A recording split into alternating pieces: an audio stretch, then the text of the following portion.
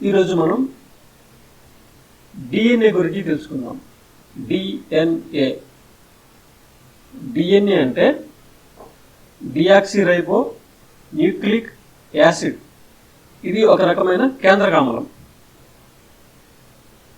ప్రధానంగా రెండు రకాల కేంద్రకామలాలు ఉన్నాయి, డిఎన్ఏ, ఆర్ఎన్ఏ. ఈ డిఎన్ఏ అనేది జన్యు పదార్థం. అన్ని జంతువుల్లోనూ అన్ని మొక్కల్లోనూ బ్యాక్టీరియాలు కూడా డిఎన్ఏనే జన్యు పదార్థం.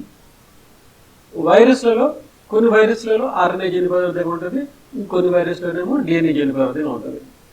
వైరస్లు తప్ప ఇంకా ఏ జీవులైనా సరే డిఎన్ఏనే జన్యు పదార్థంగా పనిచేస్తుంది.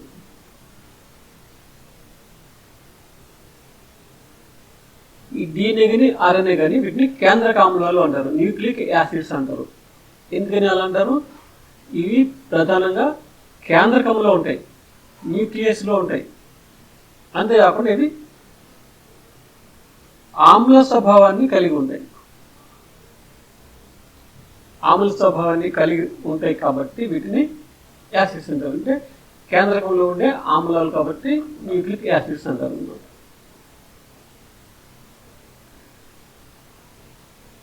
ఈ డిఎన్ఏ కానీ ఆర్ఎన్ఏ కానీ ఏంటంటే పాలీన్యూక్లియోటైడ్లు అంటాం. పాలీన్యూక్లియోటైడ్ అంటే అర్థం ఏంటంటే అనేక న్యూక్లియోటైడ్లని ఒకదానికొకటి అతికిచ్చే గొలుసులాగా తయారైతే దాన్ని పాలీన్యూక్లియోటైడ్ అంటాం అనమాట. అంటే అనేక న్యూక్లియోటైడ్లతో ఏర్పడినటువంటి అణువునే పాలీన్యూక్లియోటైడ్ అంటాం. ఈ డిఎన్ఏ యొక్క నిర్మాణాన్ని వాట్సన్, క్రిక్ అనే శాస్త్రవేత్తలు కనుక్కున్నారు. వాట్సన్, క్రిక్ ఈయన వాట్సన్, ఈయన క్రిక్ 1953లో కనుగొన్నారు అన్నమాట. అయితే 53 నాటికే 1953 సంవత్సరం నాటికే డిఎన్ఏ అనేది జన్యు పదార్థం అని తెలిసిపోయింది శాస్త్రవేత్తలకు, ప్రపంచానికి తెలిసిపోయింది. దాని నిర్మాణం మాత్రం తెలియలేదు. అయితే ఈ జన్యు పదార్థ నిర్మాణాన్ని కనుక్కోవాలి, ఎవరు కనుక్కుంటే వాళ్ళకి నోబెల్ ప్రైజ్ వస్తుంది అని చెప్పేసి అనేక మంది పోటీలు పడ్డారు. తొందరగా కనుక్కోవాలి, ఎవరు ముందు కనుక్కుంటే వాళ్ళకి నోబెల్ ప్రైజ్ వస్తుంది అన్నమాట. ఆ విధంగా ఏంటంటే ఈ వాట్సన్, క్రిక్ ఒక ల్యాబ్లో పనిచేస్తూ వీళ్ళు కనుక్కోవడానికి ప్రయత్నం చేస్తున్నారు, కానీ వీళ్ళు కనుక్కోలేకపోతున్నారు అన్నమాట. ఎందుకంటే వీళ్ళ దగ్గర కొంత ఇన్ఫర్మేషన్ లేదు. మరొక ఇద్దరు శాస్త్రవేత్తలు, రోజలిండ్ ఫ్రాంక్లిన్, ఈయనేమో మారిస్ విల్కిన్స్, వీళ్ళిద్దరు కూడా వేరే ల్యాబ్లోని ఈ డిఎన్ఏ యొక్క నిర్మాణాన్ని తెలుసుకోవడానికి వీళ్ళు కూడా కృషి చేస్తున్నారు అన్నమాట. అప్పుడు ఈ రోజలిండ్ ఫ్రాంక్లిన్ ఆ డిఎన్ఏని ఎక్స్రే క్రిస్టలోగ్రఫీ అనేటటువంటి విధానం ద్వారా పరిశీలించింది. ఆ ఎక్స్రే క్రిస్టలోగ్రఫీ వల్ల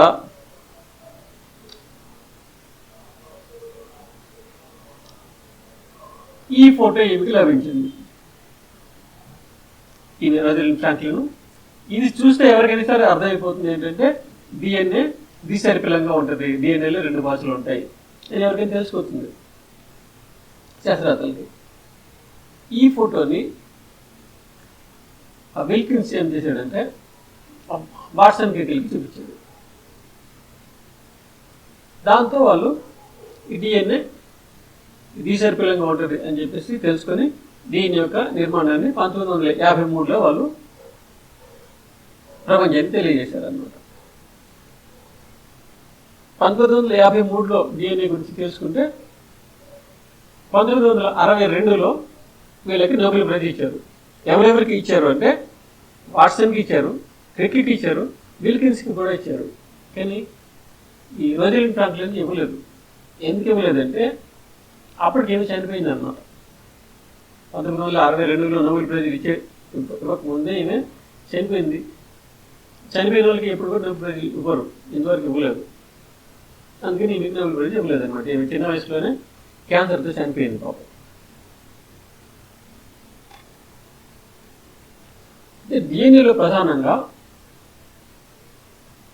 3 అనుఘటకాలు ఉంటాయి. మనం తెలుసుకున్నాం డిఎన్ఏది ఒక పాలీన్యూక్లియోటైడ్. డిఎన్ఏ అనేది పాలీన్యూక్లియోటైడ్ అంటే అనేక న్యూక్లియోటైడ్లు ఒకదానికొకటి అతుక్కుంటే డిఎన్ఏ తయారవుతుంది. మరి అసలు న్యూక్లియోటైడ్ అంటే ఏంటి? న్యూక్లియోటైడ్ అంటే దాంట్లో 3 భాగాలు ఉంటాయి. ఏంటంటే అవి ఒక చక్కెర ఉంటుంది. ఆ చక్కెర 5 కార్బన్లు ఉండే చక్కెర, అంటే అదొక పెంటోజ్ చక్కెర అనమాట. పెంటోజ్ షుగర్ అంటే పెంటోజ్ చక్కెర అంటే 5 కార్బన్ పరమాణువులు కలిగినటువంటి చక్కెర. మామూలుగా గ్లూకోజ్లోని ఫ్రక్టోజ్లోని 6 కార్బన్ పరమాణువులు ఉంటాయి. షుక్రోజ్లో అయితే 11 కార్బన్ పరమాణువులు ఉంటాయి. కానీ ఈ పెంటోజ్లోని 5 కార్బన్స్ ఉంటాయి అన్నమాట. ఆ చక్కెరకి ఒక ఫాస్ఫేట్ సముదాయం అతుక్కొని ఉంటుంది. మరొక వైపు ఒక నత్రజని క్షారం అతుక్కొని ఉంటుంది. నత్రజని క్షారం. ఈ 3 కలిసిన దాన్ని న్యూక్లియోటైడ్ అంటారు. న్యూక్లియోటైడ్ అంటే అందులో 3 భాగాలు ఉంటాయి. ఏంటవి? ఫాస్ఫేట్ సముదాయం, చక్కెర, నత్రజని క్షారం. చక్కెరకి ఒకవైపు ఒక నత్రజని క్షారం అతుక్కొని ఉంటుంది, మరొక వైపు ఫాస్ఫేట్ అతుక్కొని ఉంటుంది. ఈ 3 కలిసిన దాన్నే న్యూక్లియోటైడ్ అంటాం.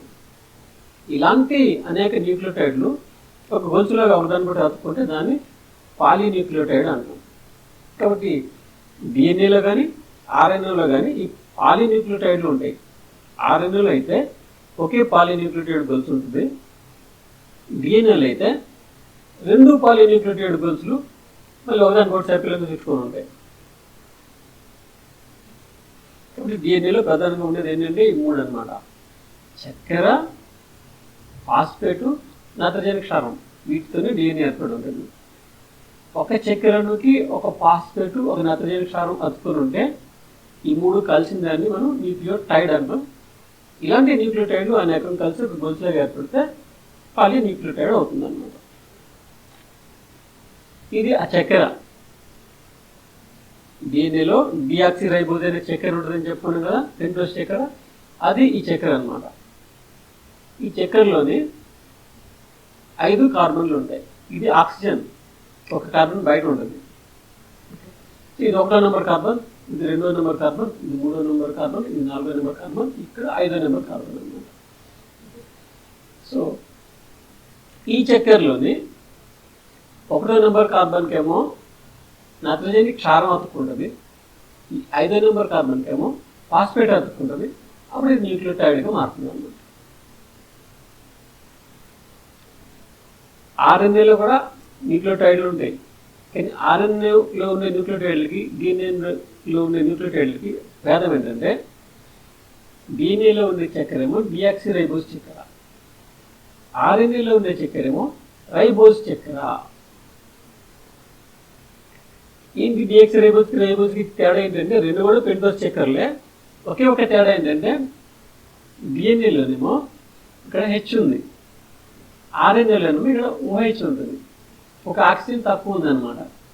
అందుకని డిఆక్సి అంటే ఆక్సిజన్ తక్కువ ఉంది కాబట్టి డిఆక్సి అన్నమాట. ఇది డిఆక్సిరైబోజ్. అది ఆర్ఎన్ఏలో ఉండే రైబోజ్ చక్కెరలు అయితే ఇక్కడ ఓ కూడా ఉంటుంది, ఇది ఓహెచ్ అనమాట. అది రెండింటికి తేడా.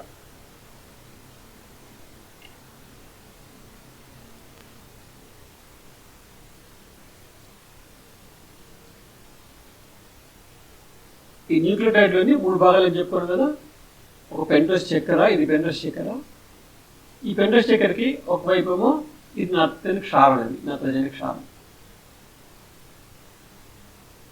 ఇందులో నత్రజని ఉంది చూడండి, నైట్రోజన్ ఉంది. మరొక వైపు ఏమో ఫాస్ఫేట్ సమ్మేళనం. ఫాస్ఫేట్ అంటే ఇది phosphorus, oxygen oxygen oxygen oxygen. ఇది 5వ నెంబర్ కార్బన్కి అతుక్కొని ఉంటుంది. ఇప్పుడు కూడా ఈ 1వ నెంబర్ కార్బన్కి ఏమో నత్రజని క్షారం అతుక్కొని ఉంటుంది, 5వ నెంబర్ కార్బన్కి ఏమో ఫాస్ఫేట్ అతుకుని ఉంటుంది. ఈ పెంటోస్ చక్కెర, ఫాస్ఫేట్, నత్రజని క్షారం 3 కలిస్తే దీన్ని న్యూక్లియోటైడ్ అంటారు. ఇలాంటి అనేక న్యూక్లియోటైడ్లు ఒక గొలుసులాగా ఏర్పడితే పాలీన్యూక్లియోటైడ్ అంటారు. అలాంటి పాలీన్యూక్లియోటైడ్లే DNA కానీ RNA కానీ. అయితే ఈ నత్రజని క్షారం ఒకటి అతుకొని ఉంటుంది చక్కెరకి అని చెప్పుకున్నాం కదా. ఈ నత్రజని క్షారాలు ప్రధానంగా 2 రకాలు అన్నమాట. పిరిమిడిన్లు, ప్యూరిన్లు. నత్రజని క్షారాలు 2 రకాలు ప్రధానంగా ఏంటంటే పిరిమిడిన్లు, ప్యూరిన్లు అని ఉంది. పిరిమిడిన్లో అయితే ఏంటంటే ఈ 6 పరమాణువులతో ఏర్పడినటువంటి రింగ్ ఉంటుంది. వాళ్ళు ఏముంటుంది,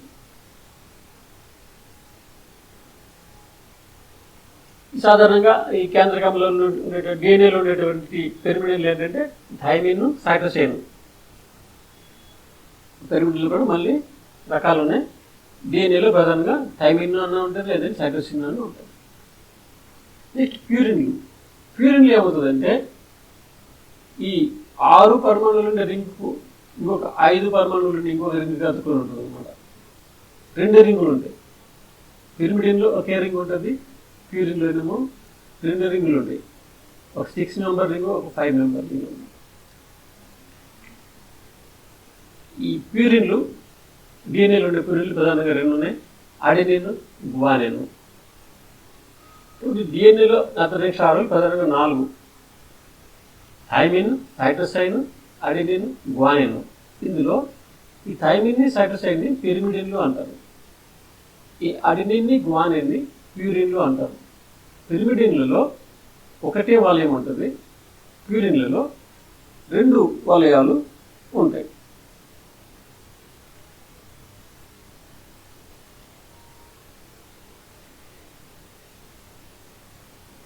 ఈ పిరిమిడిన్లలో మరొక రకం కూడా ఉంటుంది, యురాసిల్ అనేసి. కానీ అది DNAలో ఉండదు. యురాసిల్ అనేది RNAలో ఉంటుంది, కానీ DNAలో ఉండదు.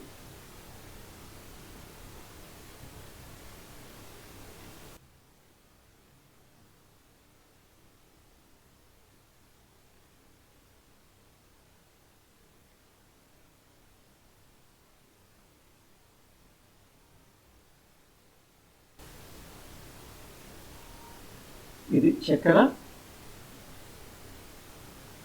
పెంటోస్ చక్కెర.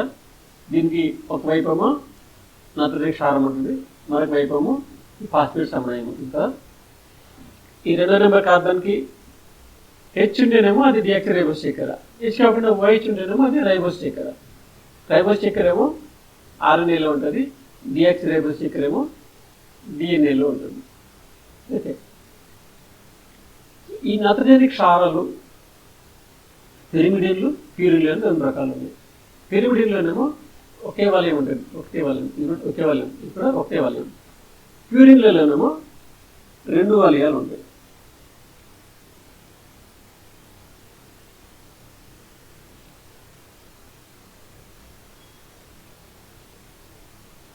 ఈ పిరిమిడిన్లు సైటోసైన్, థైమిన్, యురాసిల్.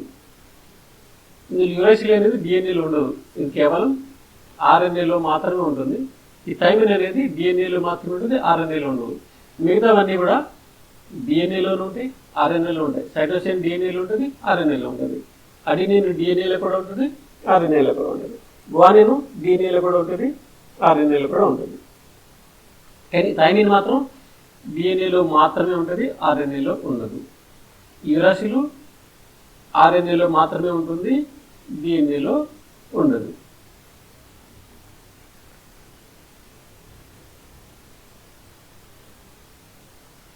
చూడండి, ఇది డియాక్సిరైబోస్ చక్కెర. ఇందులో 5 కార్బన్ పరమాణువులు ఉంటాయి. ఇది ఆక్సిజన్. ఈ 1వ నెంబర్ కార్బన్కే నత్రజని క్షారం అతుకుని ఉంటుంది. ఓకే, 2వ నెంబర్ కార్బన్ దగ్గర ఏంటంటే ఇక్కడ H ఉంది కదా, H ఉండేది డియాక్సిరైబోస్, ఇక్కడ OH ఉంటేనేమో అది రైబోస్ అనమాట. ఈ 5వ నెంబర్ కార్బన్కి ఏమో ఫాస్ఫేట్ అతుకొని ఉంటుంది. ఇందులో చూడండి, ఇది చక్కెర, డియాక్సిరైబోస్ చక్కెర. H ఉంది, 2వ నెంబర్ కార్బన్ దగ్గర ఇది డియాక్సిరైబోస్ చక్కెర. సో దీనికి ఒకవైపు ఏమో నత్రజని క్షారం అతుకొని ఉంది. ఈ నత్రజని క్షారంలో 2 రింగులు ఉన్నాయి, అంటే ఇది ప్యూరిన్. అలాగే ఈ 5వ నెంబర్ కార్బన్ దగ్గర ఫాస్ఫేట్ అతుకొని ఉంది. సో మొత్తం 3 కలిపి ఒక న్యూక్లియోటైడ్. ఇలాంటి న్యూక్లియోటైడ్లు అవదానికొకటి అతికిస్తే దాన్ని పాలీన్యూక్లియోటైడ్ అంటాం. మనకు తెలిసింది న్యూక్లియోటైడ్ అంటే అందులో 3 భాగాలు ఉంటాయి. ఏంటవి? పెంటోస్ చక్కెర, డిఎన్ఏలో అయితే డియాక్సిరైబోజ్ అనే పెంటోస్ చక్కెర ఉంటుంది. ఆర్ఎన్ఏలోనైతే రైబోజ్ అనే పెంటోస్ చక్కెర ఉంటుంది. ఈ పెంటోస్ చక్కెరకి 5వ నెంబర్ కార్బన్ దగ్గర ఒక ఫాస్ఫేట్ అతుకుని ఉంటుంది. ఈ 1వ నెంబర్ కార్బన్ దగ్గర ఒక నత్రజని క్షారం అతుకుని ఉంటుంది. ఈ నత్రజని క్షారం ఏదైనా కావచ్చు, ఇది ప్యూరిన్ అని కావచ్చు, పిరిమిడిన్ అని కావచ్చు. మళ్ళీ ప్యూరిన్లోని అడినిన్ కావచ్చు, గ్వానిన్ కావచ్చు. పిరిమిడిన్ అయితే థైమిన్ కావచ్చు, సైటోసిన్ కావచ్చు, ఆర్ఎన్ఏ అయితే యురాసిల్ కూడా కావచ్చు. ఈ విధంగా ఒక పెంటోస్ చక్కెర, ఒక ఫాస్ఫేట్ సముదాయం, ఒక నత్రజని క్షారం 3 కలిసిన దాన్ని న్యూక్లియోటైడ్ అంటాం. ఇలాంటి అనేక న్యూక్లియోటైడ్లు ఒక గొలుసులోకి ఏర్పడితే దాన్ని పాలీన్యూక్లియోటైడ్ అంటాం. ఆర్ఎన్ఏలో ఒకే పాలీన్యూక్లియోటైడ్ ఉంటుంది, డిఎన్ఏలో అయితే 2 పాలీన్యూక్లియోటైడ్ గొలుసులు ఉంటాయి.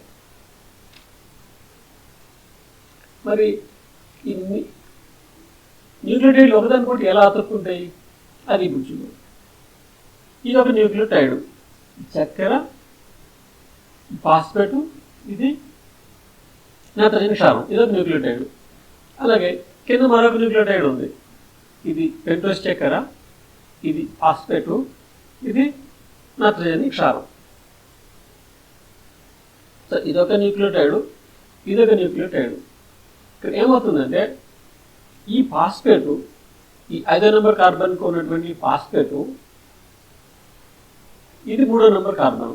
ఇక్కడ ఉన్నటువంటి OH గ్రూప్తో ఒక బంధాన్ని ఏర్పరచుకుంటుంది.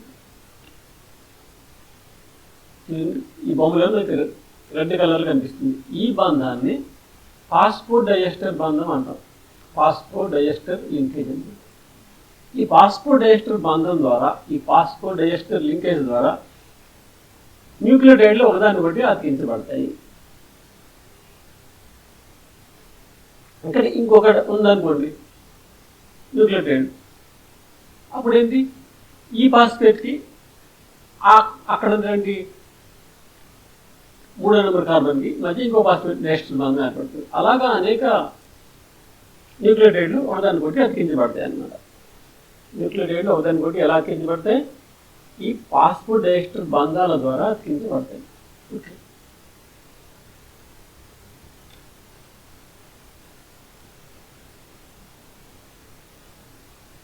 ఈ డిఎన్ఏలో మరొక ముఖ్యమైన విషయం ఏంటంటే చార్గాఫ్ రూల్. ఇతను చార్గాఫ్ అనే శాస్త్రవేత్త. ఇతను డిఎన్ఏకి సంబంధించి ఒక ముఖ్యమైన విషయాన్ని కనుక్కున్నాడు. ఆ విషయం కూడా డిఎన్ఏ యొక్క నిర్మాణం గురించి తెలుసుకోవడానికి చాలా ఉపయోగపడింది. ఈ చార్గాఫ్ కనుక్కునే విషయం ఏంటంటే డిఎన్ఏలో ఎప్పుడైనా సరే, అది ఏ జీవులో అయినా సరే, అది మనిషిలో కావచ్చు, లేకపోతే వేరే మొక్కల్లో కావచ్చు, దేంట్లో అయినా సరే,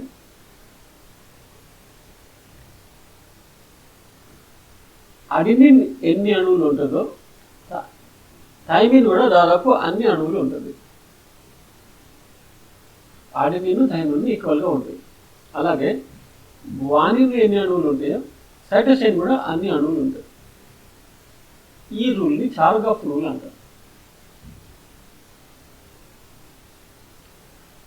ఇది సాధారణంగా మానవులు ఏంటంటే ఈ A+T ఎక్కువ ఉంటుంది, G+T తక్కువ ఉంటుంది.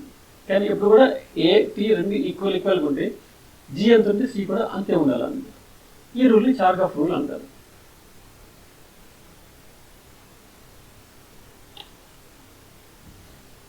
ఎందుకు అలాగా ఈక్వల్గా ఉంటాయంటే ఇది గ్వానిన్. దీనిలో 2 పాచలు ఉంటాయని చెప్పాను కదా. 2 పాచలు ఒకదానికొకటి ఎదురెదురుగా ఉంటాయి. ఒక పాచలోని ఈ గ్వానిన్ ఉందనుకోండి, ఇంకొక పాచలో కంపల్సరీ దాని ఎదురుగా సైటోసైన్ ఉంటుంది. ఈ గ్వానిన్కి సైటోసైన్కి మధ్యలోని 3 హైడ్రోజన్ బంధాలు ఏర్పడతాయి. ఇవి హైడ్రోజన్ బంధాలు. గ్వానిన్కి సైటోసిన్కి మధ్యలో 3 హైడ్రోజన్ బంధాలు ఏర్పడతాయి. అలాగే ఇది అడెనిన్, ఇది థైమిన్. ఈ అడెనిన్కి థైమిన్కి మధ్యలోని 2 హైడ్రోజన్ బంధాలు ఏర్పడతాయి. ఎప్పుడైనా సరే గ్వానిన్ ఉంటే ఒక పోచలో, దాని ఎదురుగా ఉన్న పోచలో సైటోసిన్ ఉంటుంది. అలాగే ఒక పోచలో అడెనిన్ ఉంటే దాని ఎదురుగా ఉన్న పోచలో థైమిన్ ఉంటుంది. అంటే 2 పోచలు కూడా, డిఎన్ఏలో ఉండే 2 పోచలు కూడా ఒకదానికొకటి సంపూర్ణంగా ఉంటాయి. ఒక పోచలో ఏముందో తెలిస్తే దాని ఎదురుగా ఉన్న పోచలో ఏముందో మనం చెప్పేసేయచ్చు. ఇది చూడండి, ఇది ఒక పోచ, ఇది ఒక పోచ అనమాట. ఇది చక్కెర, ఇది ఫాస్ఫేట్, ఇది చక్కెర, ఇది ఫాస్ఫేట్. ఇలా చక్కెర ఫాస్ఫేట్తో ఒక వెన్నెముకలాగా ఏర్పడింది. ఇది మరొక పోచ, ఇది చక్కెర, ఇది ఫాస్ఫేట్, చక్కెర, ఇది ఫాస్ఫేట్.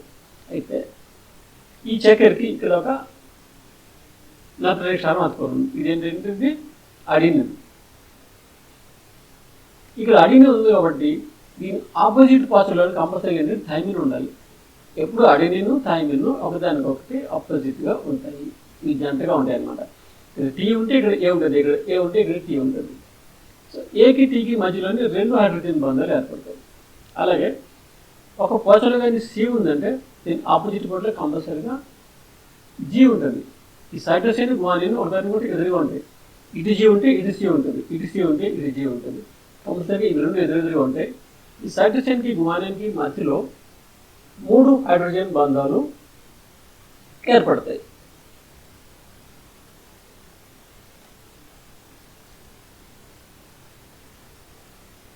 చూడండి, ఇది పెంటోస్ చక్కెర, ఇది ఫాస్ఫేట్,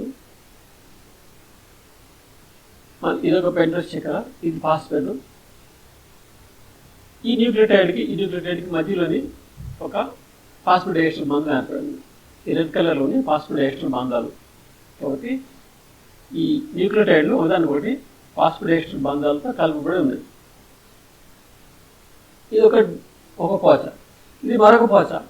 ఇక్కడ కూడా ఏంటి, ఇవి పెంటోస్ చక్కెరలు, ఇవి ఫాస్ఫేట్లు.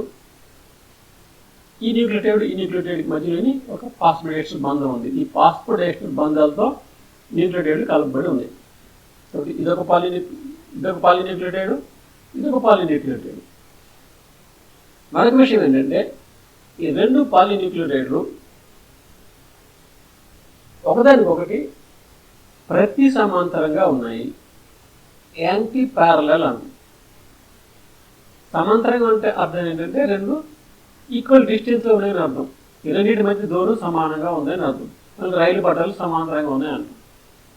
ఇక్కడ మనం సమాంతరమైన మాట కాకుండా, ప్యారలల్ అనే మాట కాకుండా యాంటీ ప్యారలల్, ప్రతి సమాంతరం అనే మాట ఉపయోగిస్తున్నాం. ప్రతి సమాంతరం అంటే అర్థం ఏంటంటే 2 ఒకటి సమానమైన దూరం కలిగి ఉన్నాయి, ఈక్వల్ డిస్టెన్స్ ఉంటుంది. కానీ ఒకటేమో ఇటువైపు తిరిగి ఉంది. చూడండి, ఇటుపక్క 5' ఉంటే ఇటుపక్క 3' ఉంది. అంటే ఈ చక్కెరలోని 5 నెంబర్ కార్బన్ ఇటువైపు ఉంటే 3వ నెంబర్ కార్బన్ ఇటువైపు వచ్చింది. ఇక్కడ వహిస్తే అవుతుంది అన్నమాట. ఇక్కడ ఫాస్ఫేట్ ఫ్రీగా ఉంది, ఇక్కడ 3 ఫాస్ఫేట్ లేదు. అలాగే దీంట్లో ఏంటంటే ఈ ఫాస్ఫేట్ ఇటువైపు వచ్చింది, ఇటుపక్క 3' ఎండ్ ఉందన్నమాట. అంటే ఒకటి ఇటువైపు తిరిగి ఉంటే ఒకటి ఇటువైపు తిరిగి ఉంది. అంటే ఈ 2 పోచలు కూడా వేరు దిశలలో తిరిగి ఉంటాయి. అలాగే ఇదొక నత్రజని క్షారం, ఇదొక నత్రజని క్షారం. ఈ రెండింటి మధ్య 3 హైడ్రోజన్ బంధాలు ఉన్నాయి. అంటే ఒకటి గ్వానిన్ అయి ఉంటుంది, ఒకటి సైటోసిన్ అయి ఉంటుంది. అలాగే ఈ 2 నత్రజని క్షారాల మధ్య 2 హైడ్రోజన్ బంధాలు ఉన్నాయి. అంటే ఒకటి అడెనిన్, ఒకటి థైమిన్ అయి ఉంటుంది.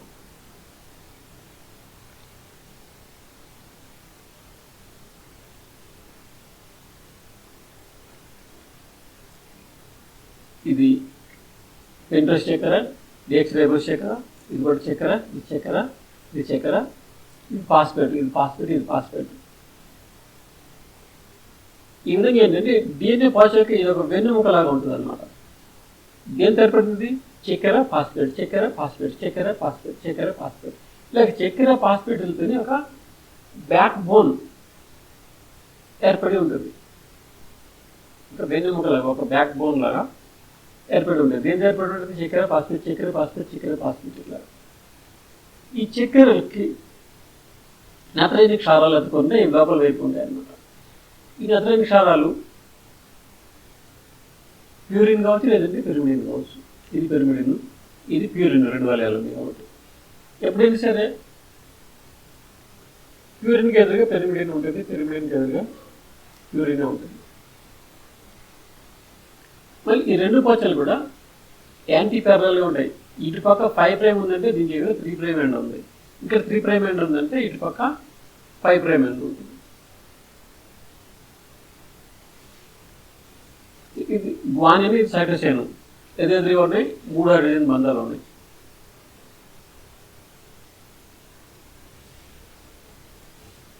ఇది అడెనిన్, ఇది థైమిన్, 2 హైడ్రోజన్ బంధాలు ఉన్నాయి. మళ్ళీ ఇది సైటోసిన్, ఇది గ్వానిన్, 3 హైడ్రోజన్ బంధాలు ఉన్నాయి.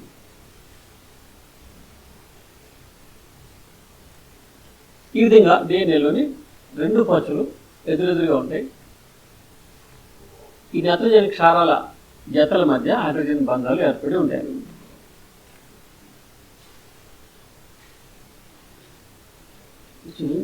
చక్కెర ఫాస్ఫేట్, చక్కెర ఫాస్ఫేట్, చక్కెర ఫాస్ఫేట్ ఇట్లాగా ఒక బ్యాక్ బోన్ లాగా ఏర్పడి ఉంటుంది. ఈ లోపల అయితే నత్రజని క్షారాలు ఉంటాయి. అడెనిన్ ఉందంటే కంపల్సరీ దాని ఎదురుగా థైమిన్ ఉంటుంది. సైటోసిన్ ఉందంటే గ్వానిన్ ఉంటుంది. ఈ థైమిన్, అడెనిన్ ఎదురెదురుగా ఉంటాయి. సైటోసిన్, గ్వానిన్ ఎదురెదురుగా ఉంటాయి అన్నమాట.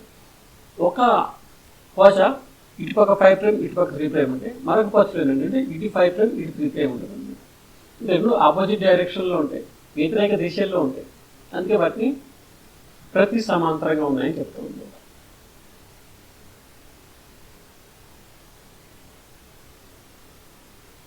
ఇది కొంచెం సింప్లిఫైడ్ డయాగ్రామ్ మధ్యలో చూడండి. ఇది చక్కెర ఫాస్ఫేట్, చక్కెర ఫాస్ఫేట్ ఏర్పడినటువంటి వెన్నెముక.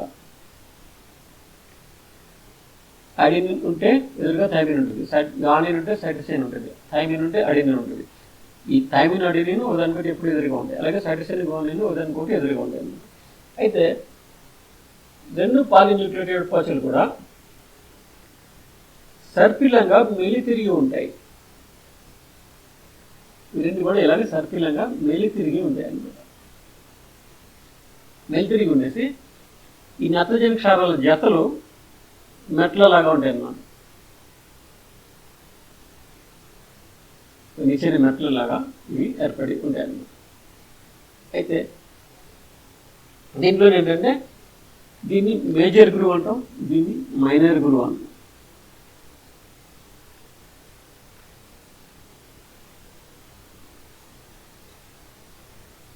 ప్రధాన గాడి, అప్రధాన గాడి. ఇటుపక్క ప్రధాన గాడి ఉందండి, ఇటుపక్క అప్రధానమైన గాడి ఉంటుంది. ఇటుపక్క మేజర్ గ్రూవ్ ఉంటుంది, ఇటుపక్క మైనర్ గ్రూవ్ ఉంటుంది.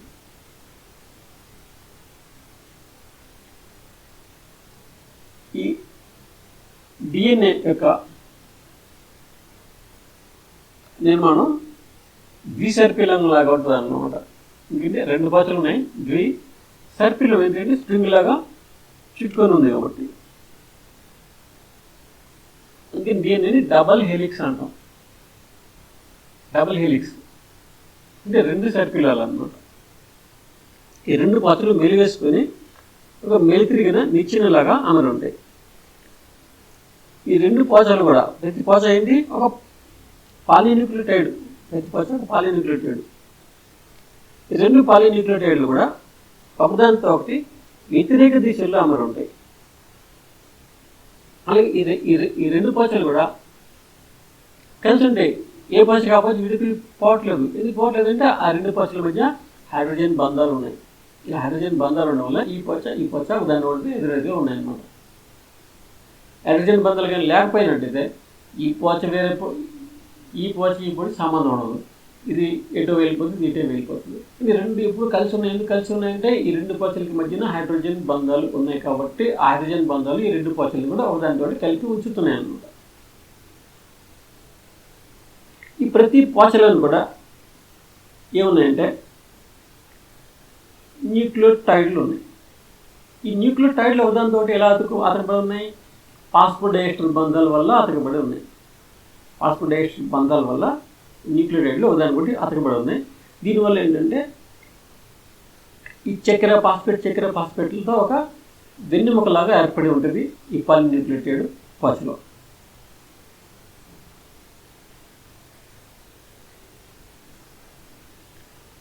తర్వాత ఈ డిఎన్ఏలోని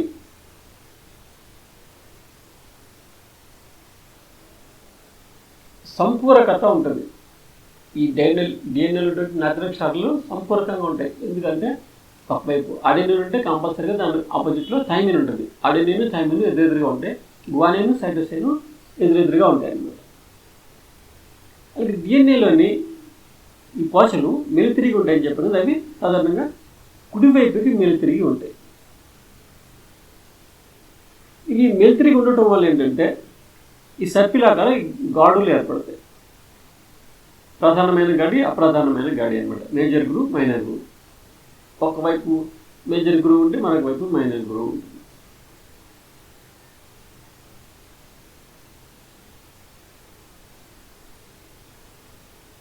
తర్వాత ఈ డిఎన్ఏలోని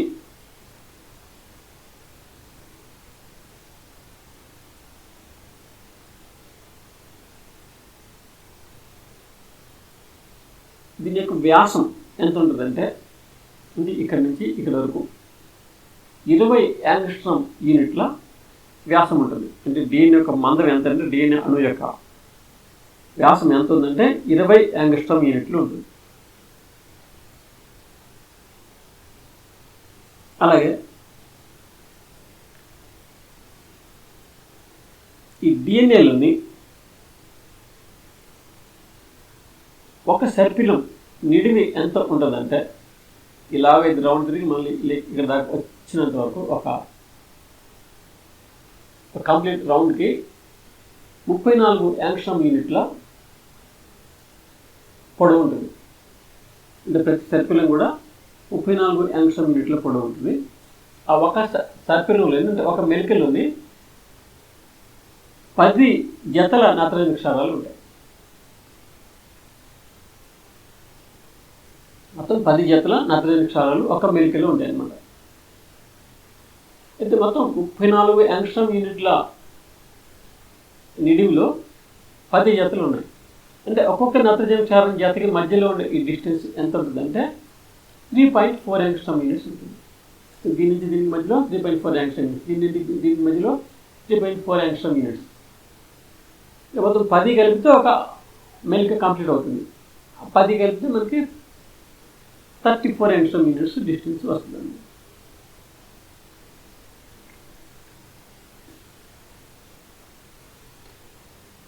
అయితే డిఎన్ఏలోని కొన్ని రకాలు ఉన్నాయి.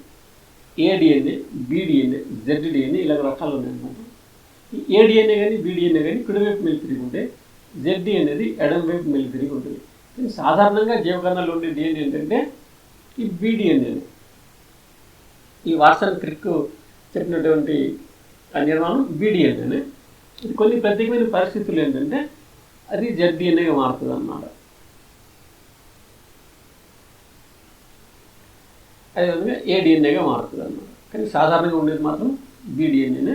ఈ జెడ్డిఎన్ఏ అనేది ఎడం వైపుకి మెలితిరిగి ఉంటుంది, లెఫ్ట్ హ్యాండెడ్ హెలిక్స్ అనమాట. ఈ ఏడిఎన్ఏ బిడిఎన్ఏ అనేది రైట్ హ్యాండెడ్ హెలిక్స్, అంటే కుడివైపుకి మెలితిరిగి ఉంటాయి. అలాగే ఈ మెలికల మధ్య ఉండే దూరము, నత్రజని క్షారాల మధ్య ఉండే దూరం అవి కూడా మార్పులు చెంది ఉంటాయి.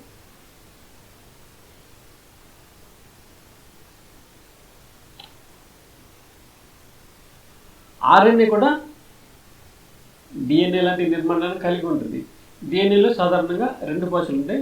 ఆర్ఎన్ఏలో ఏమో ఒకటే పోచ ఉంటుంది, ఎదురుగా ఇంకొక పోచ ఉండదు.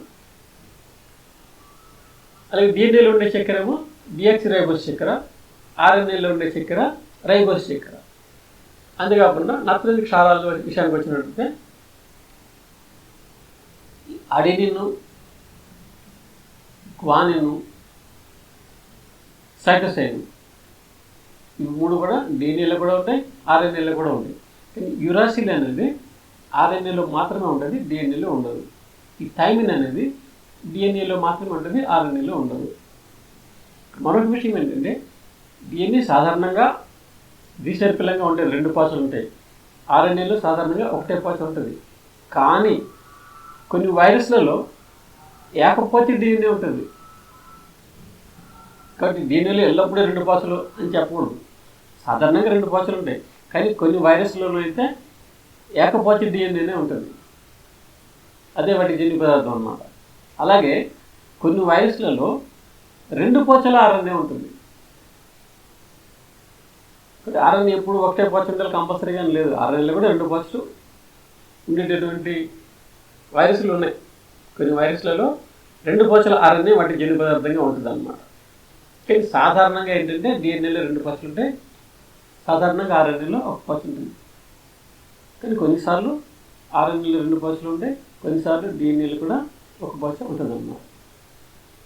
అది సాధారణంగా DNA జన్యు పదార్థం, కానీ కొన్నిసార్లు కొన్ని వైరస్లలో RNA కూడా జన్యు పదార్థంగా పనిచేస్తుంది.